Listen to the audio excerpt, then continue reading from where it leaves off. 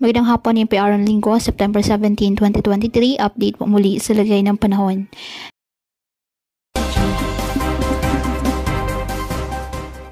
Intertropical Convergence Zone or ITCZ nakaka-apekto ngayon sa Mindanao.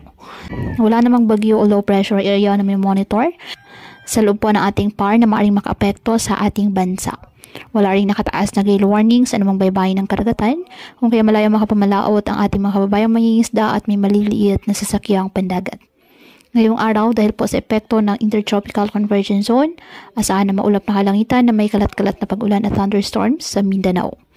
Habang sa Metro Manila at sa nalalabing bahagi pa ng ating bansa, mainit at maalinsangan, may tsansa pa rin po ng mga thunderstorms, lalo na po sa dakong hapon at gabi.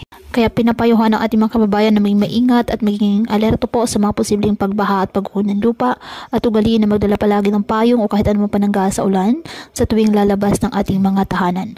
At yan po muna ang update sa lagay ng panahon ngayong araw. Muli patuloy po tayo na mag-ingat at palaging tandaan, God loves you.